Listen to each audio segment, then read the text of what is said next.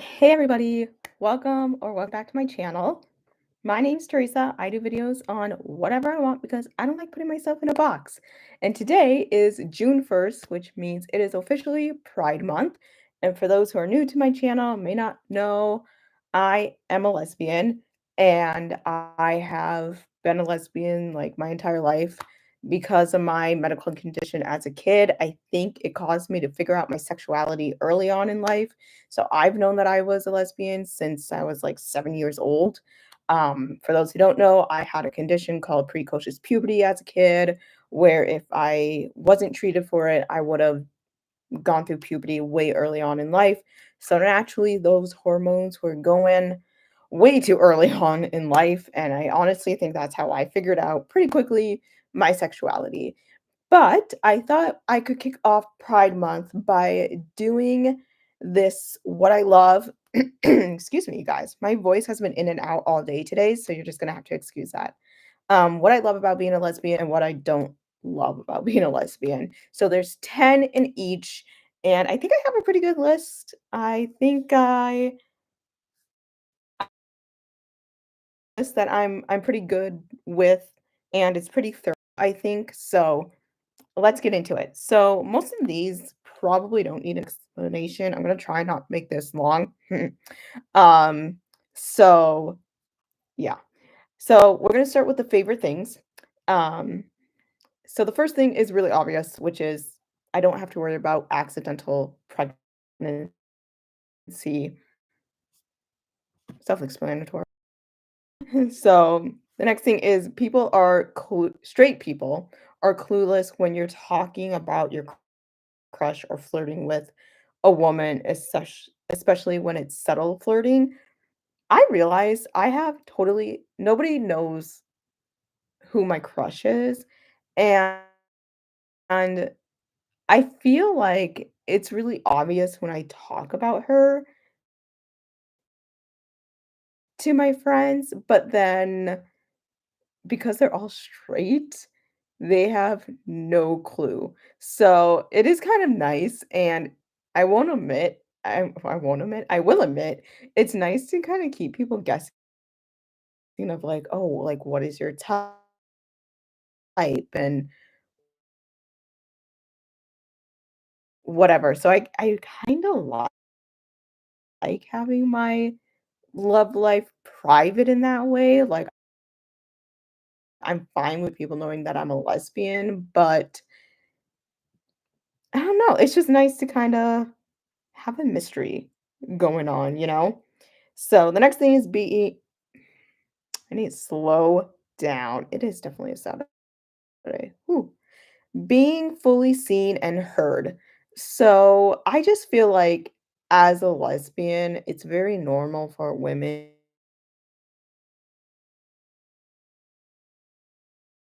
to really fully be seen and heard in our kinds of relationships where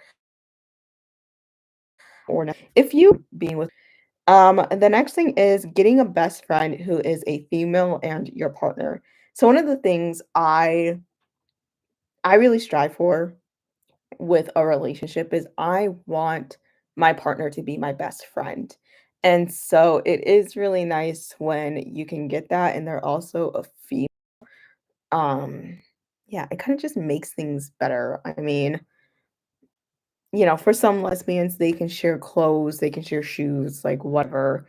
Really is like a friendship. I mean, I think any relationship is based off of a friendship. If you don't have a friendship, then you have nothing. So, yeah, I don't know. I just think that's really cool. And so it makes it easy to like relate to them too. And, you know, yeah. Next thing is not having to do with men and their way of thinking about certain non-sexual things. So when I wrote this, I was thinking I've seen this a lot with straight relationships of men get asked to do something by their wives and then they take a really complicated route on doing it when it could be like really simple or like even just like leaving the toilet seat up. My brother-in-law was up here this weekend and he left the toilet seat up a couple of times, but like, that can kinda be annoying too. So, there's just certain little things that, like, men do that it's like, "Whoo, I'm glad I don't have to deal with that." So, yeah, those are just kind of a few examples. I'm trying to think of, like, what else. I can't really think of much else right now, but yeah, just little things like that, leaving the seat up, doing things that could be done, like, simpler. Um, Sometimes, like, they're convinced they don't need instructions on how to build something, and then you do it, and they screw up, and the entire thing's screwed up. So, yeah. The next thing is getting to understand and experience truly loving someone unconditionally. I think the cool thing about being a lesbian is it really does teach you how to love somebody unconditionally. Not that being straight doesn't, but I think just the nature of being a lesbian, you kind of just get to love somebody unconditionally. Because obviously it's not a social norm to be a lesbian. The norm is to be straight. And so when that's not your case, not your case, it's kind of cool to actually be getting to experience loving somebody unconditionally. Um, so yeah. Next thing is breaking social norms and not having them pushed on you. Now this happens with sometimes with like not at all, but the nice thing about not being a lesbian is generally being the word here, is you don't get asked about, like, having kids and when are you getting married. So things like that, it's really nice to not have that pushed on you. Again, there are some lesbians who absolutely experience that, but yeah, it's really nice to not have to ex experience the constant, you know, "When are you getting married? When are you having kids?" The parents saying, "When are you giving me grandkids?" So that's really nice, honestly, and I do have to say, like, my family has done a really good job of not pushing that on me and whatever, and nor have they done that to my next thing is no means no, and women tend to respect each other's boundaries more. So I feel like men are more pushy with certain things, like if they want, and if a woman says no, like it's no, and you just step back and you respect that boundary. So I definitely think, sorry guys, I just had an itch. Women just respect the boundaries more. They get it. Um, They get why boundaries exist and stuff like that. So, yeah, I think that is definitely something I like about being a lesbian. 2 more things. So, a deeper understanding of female empowerment, which leads you to see women not as competition.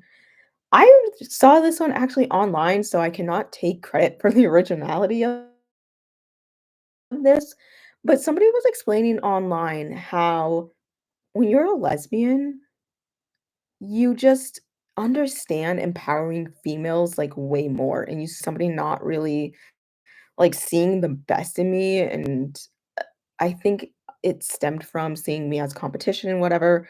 So, yeah, I feel like being a lesbian has really wanting to, like, cheer women on, which I think you guys, if you know me in real life too, like, I don't see each other women as competition. I just don't. And in the thing that I was reading, um, they were explaining how, like, straight people really do this. Like, even if, you know, boyfriend, girlfriend are in a relationship and the girl, well, the boy ends up just talking to another girl, like, there's immediate competition there. And I think it's so cool how, like, as lesbians, we don't really have that, at least in my experience. So, and I never even understood that, by the way. I never understood why straight women just don't trust the guy enough. Like, they can't even just simply have a conversation with another girl. Nothing has to be going on. But that's a whole rant for something else. So the last thing that I love about being a lesbian before we get into what I don't love is women know how to schedule their own appointments and the importance of attending their appointments. So before I left my job, my friend was on the phone with her husband and he asked her about scheduling an appointment and she got off the phone, did a huge sigh and said, "Oh, having a husband is like having a child." And I see this a lot. Even my manager, my past manager said this too of like she has to schedule her husband's appointments and I really like how for most women you don't have to do that. They know to schedule their appointments and they know the importance of attending those appointments, so you don't have to push them as much. So those are just some things that I love about being a lesbian. I don't think that there's like a number one thing that I love being a lesbian minus no accidental pregnancies. I think that would really be the really big thing, but maybe also being fully seen and heard as well. So now we're going to move into my least favorite things about being a lesbian. So these ones are so much shorter. Do I have the same amount? 1, 2, 3, 4, 5, 6, 7, 8. Okay, I do. I have the same amount of my least favorite things now about being a lesbian. So the first thing is, which is not my top thing, but it's probably in like my top 5, honestly, is navigating the healthcare industry is kind of hard. Like, as amazing of a doctor that I have, I get nervous about talking about sexual health things with her because I just don't know if she's really educated on that kind of thing when it comes to a lesbian, and yeah, it's just hard to navigate the healthcare industry. There are instances and possibilities of still being discriminated against in the healthcare industry, which leads to, people in our community not getting the proper care that they need, which is really sad. Um, and so I can't even imagine that. It's something that even though I have an amazing healthcare team. I'm definitely aware of it. I know I was just reading something of lesbians talking about like having to do the pregnancy test before getting on birth control and stuff. And I actually had questioned this not that long ago because one of my straight friends, so when I first got on birth control again, I was on it in college, took a couple of years off, got back on it. And I had to do a pregnancy test, and my doctor said, like, because I have patient portal, she did it in a message, made sure to say, like, it's a mandatory thing, like, it's just part of the process for getting on birth control, whatever, so I had no issues doing it, and then I told my friend about the situation, and at the time, my doctor didn't know that I was a lesbian. And then my friend said, whenever you renew your birth control, you have to do a pregnancy test. Well, the following year, I never did it. And then this year, when I renewed it, I also never did a pregnancy test. So I went on Facebook, as you do, and I asked people, like, "What's your experience with this? Because is this just like a lesbian thing or what?" But, I am actually friends with my doctor's nurse. So the nurse that I have is actually the grandmother to my friend's kids, who I am basically an aunt to and help raise. And she chimed in saying, like, "Yes, it's a mandatory thing," and actually explained, like, unfortunately, a lot of people lie about their sexuality. So identifying as lesbians, but there's other things within healthcare too that's hard to navigate through. I know there's lesbian couples out there who have a hard time just getting appointments for their kids, and there's providers out there that won't see, the child just simply because they have 2 moms or whatever. So, there's definitely improvement to be done there. The next thing, pretty self-explanatory, everything being heteronormative, which especially when you get married, I've heard, like, doing all of, like, the things to, like, get married, everything is husband and wife, man and woman, so that's really annoying. I don't know if things have changed um, since a few years ago, but it's not uncommon for lesbians to have to go through a second parent adoption if they choose to carry their child. So say a lesbian couple forget. So what happens is a lot of times lesbians are almost like forced into doing a second parent adoption, which gives the other mother equal rights to the child. Um, I don't know if if something happens to the kid and it's just straight couple who uses a sperm donator, and I don't know if both parents are allowed to like see the kid if something were to happen, you know, health-wise. Um, I don't know if there's a difference between that and like lesbians or whatever. I don't know. So, yeah, there's just certain legal issues that we need to work on and stuff. It's just sad that like it's not seen as like equal, you know. So, yeah. The next thing, straight men who think they can change you just simply by you know what. So, yeah. The next thing, which kind of goes hand in hand with that, is the jokes. Oh my god, the frickin' jokes with it. I had a friend who dated a guy, and we went out, and I brought one of my single friends with me from, like, high school, and we got into the car afterwards, and she was explaining to me, like, "That guy was really arrogant." Like, the jokes he was saying about you and about you, like, being a lesbian, like, wasn't okay, and I was like, "Oh, like, it's fine," and I brushed it off and whatever, and then I was like, "Damn, like, she has a point," like, it wasn't okay, and of course, one of the ones he used was a classic U-Haul joke that every single lesbian has probably heard. So, yeah, the jokes can get a bit annoying, like, I would rather people joke about my height than joke about my sexuality or my race. Yeah. So the next thing, this I will say is my number one dislike about being a lesbian, and that is gender assumptions. Now, I absolutely hate this. I'm gonna get on my soapbox for a little bit. I don't like that I have people in my life who will often assume of who I'd be attracted to. Like I present very um, femme kind of being those girls that look straight but are actually lesbian. And so automatically people think I would be with your stereotypical butch lesbian. And I hate that.